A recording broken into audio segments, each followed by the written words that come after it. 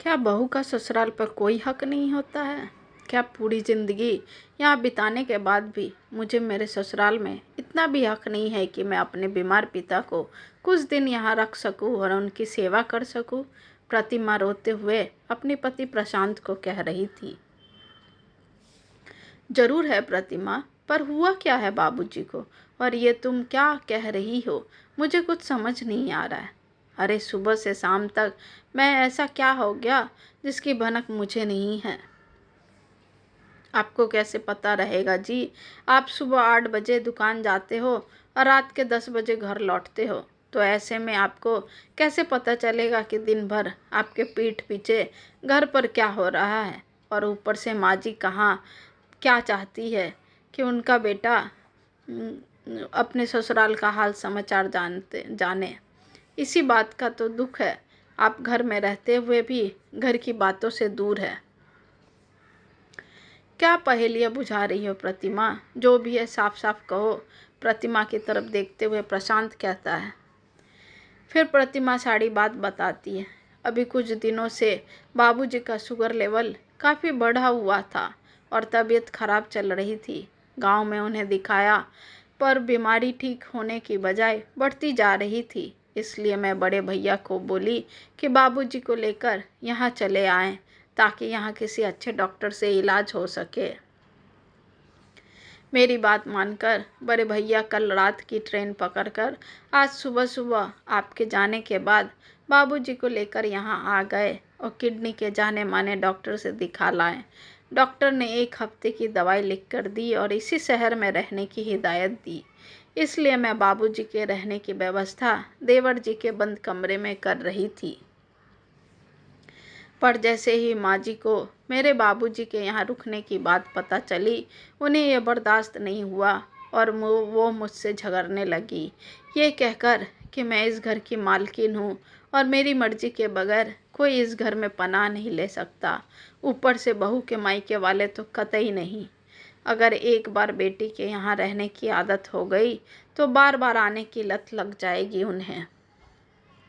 ऐसा कहने के साथ साथ उन्होंने मुझे बहुत खरी खोटी सुनाई और फिर कहने लगी, मेरी मर्जी जाने बगैर मेरे बेटे के कमरे में अपने बाप को ठहराने वाली तुम होती कौन हो? अपने बाप के घर से लाई थी क्या ये मकान जो किसी को भी यहाँ आश्रय दे रही हो? ये मेरा घर है, रोहिणी निवास, कोई धर्मशाला नहीं जो अपनी मन मर्जी करोगी।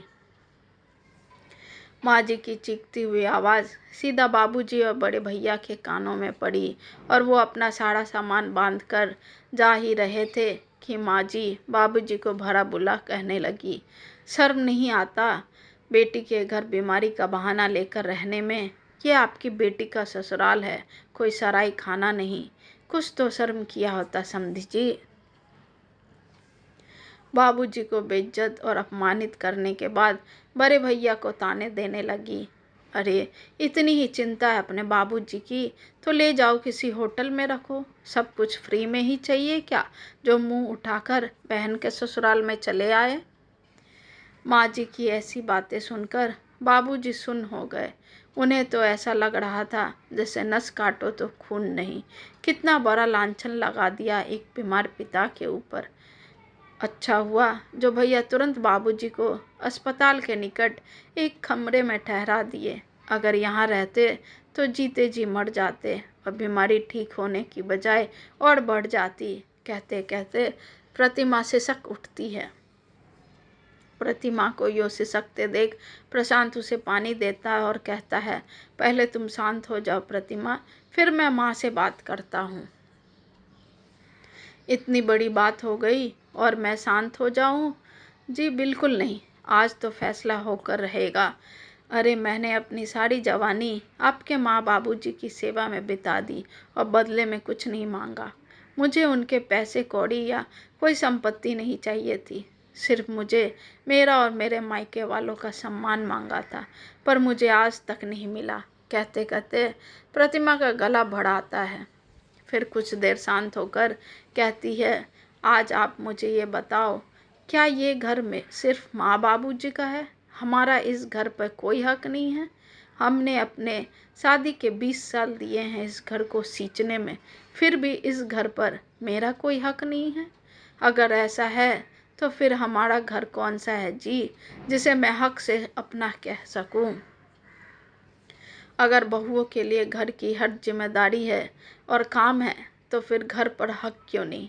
क्यों हमें इस हक से वंचित रखा जाता है प्रशांत? क्यों हम अपने रिश्तेदार को यहाँ नहीं बुला सकते? अगर ऐसा है तो मुझे भी मेरा घर चाहिए, जिसे मैं हक से अपना कह सकूं। कहते कहते बार बार प्रतिमा फपक फपक पड़ती है, पर आज वो चुप नहीं रहना चाहती थी। पिछले 20 सालों से भरे दर्द के गुब्बार आज फट जाना चाहता था। अरे बाबूजी को कौन सा शौक से यहाँ आए थे अपनी बेटी के यहाँ रहने, वो तो मजबूरी थी इसलिए उन्हें आना पड़ा। अगर उनका बस चले तो बेटी के घर का पानी तक न पिए, और शुरू से वही तो करते आए हैं। आज तक तो कभी अपनी बेटी के ससुराल में कदम तक नहीं रखे, क्योंकि उन्हें पता था माँ जी का स्वभाव। वो तो मेरे जिद करने पर आ गए, और मेरी जिद की वजह से ही उन्हें ये बेइज्जती सहनी पड़ी। मैं पूछती हूँ, क्या यही है माँ जी के संस्कार, जिसका बखान दुनिया के सामने करती रहती हैं? प्रतिमा आक्रोश और दुख से भरकर अपनी वेदना प्रशांत को कह रही थी। आज माँ जी का व्यवहार प्रशांत की आंखों में भी खटक सा गया। वो तुरंत प्रतिमा का हाथ पकड़ा और अपनी माँ के कमरे में गया, जहाँ रोहिणी जी अपने पति सुरेश जी को आज सुबह हुए घटना की चर्चा कह रही थी, जिसमें वो प्रतिमा के परिवार वालों पर झूठा इल्ज़ाम लगाते हुए कह रही थी, प्रशांत के बाबूजी, ये जो बहू के परिवार वाले हैं ना, सब के सब भिखारी हैं। देखिए तो कैसे 2 पैसा बचाने के लिए बीमारी का बहाना करके हमारे घर मुंह उठाकर चले आए थे। शर्म भी नहीं आता ऐसे बिन बुलाए भिखारियों को।